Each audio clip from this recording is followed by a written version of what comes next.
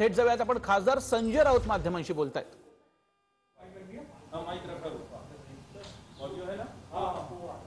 संजय राउत जी बोलने जा रहे हैं.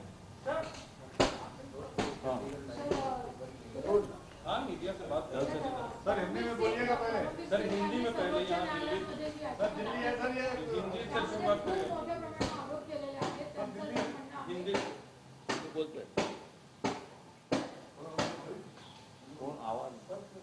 बोलिए. सर कल संसद में भी लगातार मुख्यमंत्री के इस्तीफे की मांग की गई, अनिल देशमुख के इस्तीफे की मांग की गई. क्यों? परमवीर सिंह चले गए हैं सुप्रीम कोर्ट में. और क्या लगता है अब सरकार का भविष्य? आप कहते रहे परमवीर सिंह अगर सुप्रीम कोर्ट में चले गए हैं तो अच्छी बात है. हमारे राज्यसभा में सुप्रीम कोर्ट के रिटायर्ड चीफ जस्टिस है रंजन गोगोई जी. उनका बयान में बीच में पढ़ रहा था कि सुप्रीम कोर्ट में किसी को न्याय नहीं मिलता, यानी सुप्रीम कोर्ट दबाव में काम करता है. अगर इसी दबाव का इस्तेमाल करके परमवीर सिंह को कोई काम करना है या करके लेना है तो लोग सुप्रीम कोर्ट में जा सकते हैं. लेकिन मैं रंजन गोगोई जो पूर्व मुख्य न्यायाधीश जो हमारे राज्यसभा के सदस्य है और हमारे सहयोगी है, उनके बात पर अगर यकीन करें तो सुप्रीम कोर्ट में आजकल किस दबाव की न्याय व्यवस्था, जैसे ईडी है, जैसे सीबीआई है और एजेंसी है, वैसे एक सुप्रीम कोर्ट का भी इस्तेमाल किया जाता है. ऐसा मेरा कहना नहीं है. ये कहना है रंजन गोगोई, राष्ट्रपति निर्देशित सदस्य जो भारतीय जनता पार्टी ने उनको नॉमिनेट किया है. मैं उनके बात पर विश्वास रखता हूँ. परमवीर सिंह अगर इस यंत्रणा का इस्तेमाल करके महाराष्ट्र सरकार पर दबाव लाना चाहते हैं तो महाराष्ट्र सरकार ने उसके ऊपर अब सोचना होगा क्या करना है. दूसरी बात है कि राज्यसभा और लोकसभा में कल जो हंगामा हुआ है इस मामले में, सरकार बर्खास्त थी और परमवीर सिंह का जो कोई एक सो कॉल्ड लेटर बॉम्ब है उस बारे में, अगर एक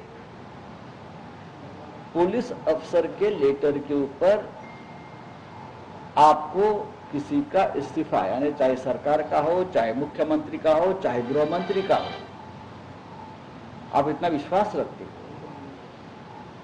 तो मेरा ये सवाल है, जो कल हंगामा कर रहे थे लोकसभा और राज्यसभा में, या महाराष्ट्र के बीजेपी के नेतागण या रविशंकर प्रसाद जी, देश के लॉ मिनिस्टर, जिसने भी रविशंकर जी ने भी परसों एक पत्रकार परिषद लेकर ये कहा था कि महाराष्ट्र के सरकार को सत्ता में रहने का अधिकार नहीं. आप लॉ मिनिस्टर हैं. आप जरा गुजरात में जब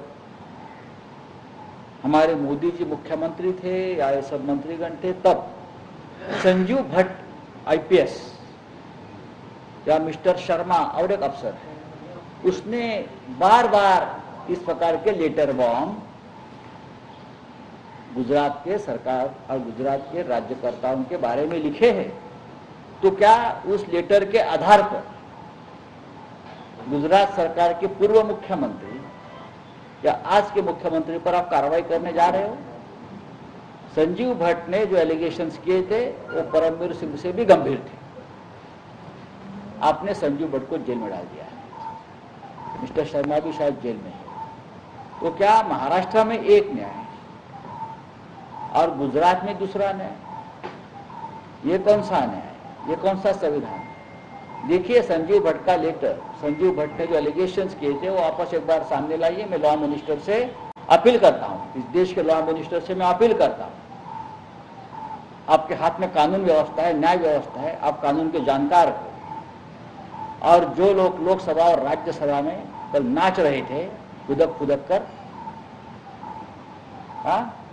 उनसे भी मेरा अपील है, आप संजीव भट्ट का लेटर, उस वक्त का जो लेटर है वो भी सामने लाइए और उस लेटर के ऊपर भी आप कार्रवाई की मांग करिए सबसे पहले. चलो, धन्यवाद. सर, ज्या पद्धतीने आरोप केले फडणवीस सिंगांनी, रश्मी शुक्ला यांच्याकडे एक ऑडिओ आहे ज्यामध्ये अनिल देशमुख या बदल्यांसाठी पैसे मागतात. मी वारंवार सांगतो आहे की गुजरात मधल्या 2 माजी वरिष्ठ पोलीस आणि IAS अधिकाऱ्यांनी जे आरोप तेव्हा केले होते सरकारवर, तेव्हाच्या राज्यकर्त्यांवर, ती सुद्धा पत्र समोर आणा. ते आरोप काय आहेत त्याचाही तपास होऊ द्या. आणि मग आता जे काय हा सगळा खेळखंडोबा, जे नाचकाम, नृत्याविष्कार जो सुरू आहे सदनामध्ये, तर मग त्याच्यावरती आपण चर्चा करू. आम्ही त्यावरच चर्चा करायची. नवनीत राणे यांनी गंभीर आरोप केले की अरविंद सावंत यांनी त्यांना धमकी दिली. याला काय गंभीर आरोप म्हणत नाहीत. गंभीर आरोप त्या महिलेने माझ्यावर सुद्धा अशाच प्रकारचे आरोप केले होते. राऊत साहेब, काल पवार साहेबांनी पत्रकार परिषद घेतली आणि त्यात असं म्हटलं की अनिल देशमुख यांच्या राजीनाम्याची गरज नाही, कारण 5 फेब्रुवारी ते 15 फेब्रुवारी ते क्वारंटीन होते.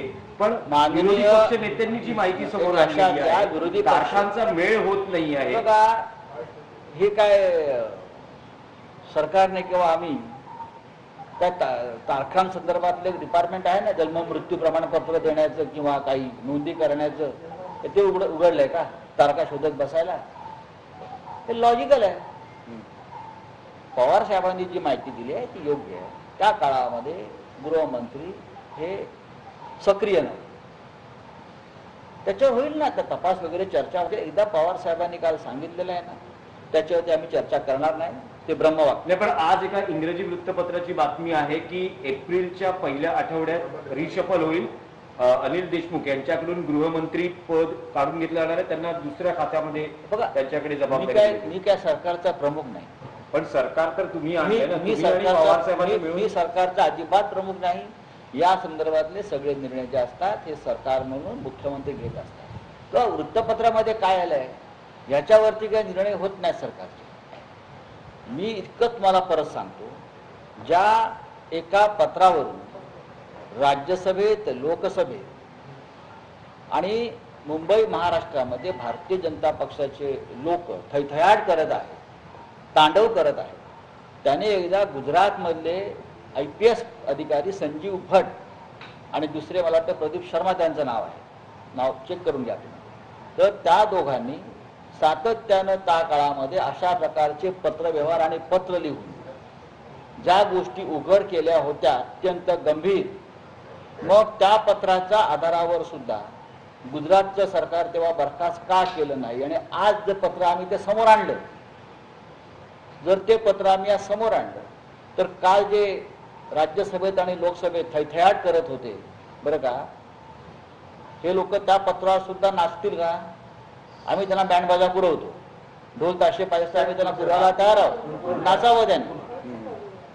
हा बोलिए सर. गुजरात में जब आप जो आप बात कर रहे हैं भट्ट साहब की, उस टाइम पे जो गुजरात गवर्नमेंट थी उन्होंने भट्ट साहब को सस्पेंड भी कर दिया था, अलग जगह पर भेज दिया. देखिए वो बात छोड़ दीजिए. मैंने कहा तो उसमें जो एलिगेशन थे बहुत सीरियस थे जी. वो उस वक्त उस सरकार ने संजीव भट्ट जिसने लेटर लिखा था उसमें सर्विस और सेवा का जो भंग करने का जो नियम था वो तोड़ने के लिए सस्पेंड किया था. जी बराबर है ना. तो एक्शन किसके ऊपर हुई थी? उस पुलिस अफसर पर हुई थी. हाँ. उसको लेकर और नाच नहीं रहे थे. तो मैं वही कह रहा हूँ, क्या फर्क अभी देखेंगे ना. देखिए महाराष्ट्र सरकार जो कार्रवाई करने और कर लेगी. मैं लॉजिक बता रहा हूँ. वहाँ एक न्याय है, वहाँ एक बात आप दूसरी करते हो और यहाँ दूसरी बात करते हो. लेटर ये कोई एविडेंस आधार नहीं होता, उसके ऊपर जांच होती है. हाँ, तो आप अपनी सुविधा के अनुसार राजनीति मत करिए. राजनीति अगर शुरू हो गई करने तो हम आपसे ज्यादा राजनीति हम कर सकते हैं. हाँ, धर्मवीर सिंग हे सुप्रीम कोर्टात गेले आहेत. त्यांना असं वाटतंय, त्यांचं असं म्हणणं आहे की देशमुखांची भेट घेतली होती, त्याचं CCTV पुरावे. मी मगाशी असं म्हणालो आहे, सुप्रीम कोर्टामध्ये नक्की कशा प्रकारची न्याय व्यवस्था आहे आणि न्याय व्यवस्था कशी दबावाखाली राजकीय काम करते या संदर्भातलं मार्गदर्शन या सर्वोच्च न्यायालयाचे पूर्व मुख्य न्यायाधीश रंजन गोगोई, ज्यांना भारतीय जनता पक्षानेच राज्यसभेचं मेंबर केलेलं आहे, त्यांनी गेल्या काही काळात केलेलं आहे.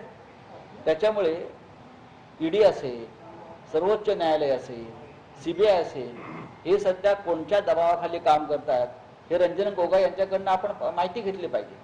राव जी, एनसीपी का कहना है कि अनिल देशमुख को इस्तीफा देने की जरूरत नहीं है, शिवसेना का क्या कहना है? देखिए, एनसीपी और शिवसेना में कोई फर्क नहीं है, सरकार सरकार होती है, ये सरकार का निर्णय होता है।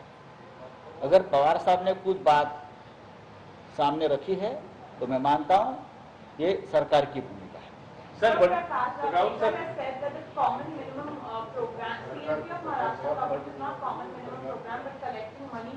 ऐसा कौन बोल रहा है? प्रकाश जावडेकर म्हणतात। अच्छा, प्रकाश जावड़ेकर बोल रहे हैं ना, तो ठीक है ना, प्रकाश जावड़ेकर को और आज अगर कोई एलिगेशन करना है पार्लियामेंट में तो करने तो हम उनको जवाब देंगे। पण राऊत साहेब, पवार साहेब परवापर्यंत असं म्हणत होते की मुख्यमंत्र्यांनी राजीनामा घ्यावा की नाही हा मुख्यमंत्र्यांचा अधिकार आहे। कालही ते पवार तसंच साहेब असं म्हणालेले म्हणतात आहे. की अनिल देशमुखांच्या राजीनाम्याची गरज हो, नाही। मग हा विषय पवार साहेबांनी मांडलेला आहे। पवार साहेब आमचे ज्येष्ठ नेते, सर्वोच्च नेते आहेत, ते विचारपूर्वक बोलतात आणि माहिती देतात आणि मांडतात, त्याच्यामुळे तुम्ही त्याच्यावरती कशाला वाद घाला? तुम्ही नाशिकमध्ये असं म्हटलं होतं की सरकारची पाय जमिनीवर एकदा तपासून घ्यावा, चौकशी समिती आता सरकार नेमणार का? हे मी कसं काय सांगतो? जे पवार साहेबांनी म्हटलं जुलिओ रुबेरो किंवा अशा कोणाकडे बघा, हे निर्णय सरकारी स्तरावर होतात। मी तुम्हाला आज परत तेच सांगतो, या अशा एका पानसट पत्रावरून बरं का, जर राजीनामे घ्यायला लागले गृहमंत्र्यांचे, मुख्यमंत्र्यांचे, सरकारचे, तर केंद्रात आणि कोणत्याही राज्यामध्ये कोणालाही राज्य करायला नको। आणि मग अशा प्रकारच्या पत्रांवरच निर्णय घ्यायचे असतील तर अशा प्रकारची यापेक्षा गंभीर स्वरूपाचे आरोप असलेली पत्र गुजरातमध्ये तिकडल्या IPS आणि IS अधिकाऱ्यांनी लिहिलेली आहेत। ती पत्र सुद्धा आता खणून काढा, आता आमच्याकडे पत्र आहेत। आम्ही या देशाचे कायदा मंत्री रविशंकर प्रसाद यांना ती पत्र पाठवू, त्यांना अभ्यास करावा। धन्यवाद। पवारांची भूमिका म्हणजे सरकारची भूमिका। पवार जे बोलले ते योग्यच होतं आणि खरंच होतं असं म्हणतात संजय राऊत। मात्र संजीव भट या अधिकाऱ्यांना गुजरातमध्ये असताना जी काही पत्र लिहिली होती ती पत्र आता बाहेर आणा, खणून काढा असं म्हणतात संजय राऊत, कारण त्यातले आरोप हे परमवीर सिंग यांनी पत्रात केलेल्या आरोपांपेक्षा देखील जास्त गंभीर आहेत आणि त्यामुळेच ती पत्र आता समोर आणा आणि त्याचा अभ्यास करा असं कायदेमंत्र्यांना देशाच्या सांगितलेल्या संजय राऊत यांनी। आताची मोठी बातमी आपण बघतोय, गुजरात सरकार विरोधात संजीव भट यांची पत्र हे आमच्याकडे देखील असल्याचं आता संजय राऊत म्हणतात।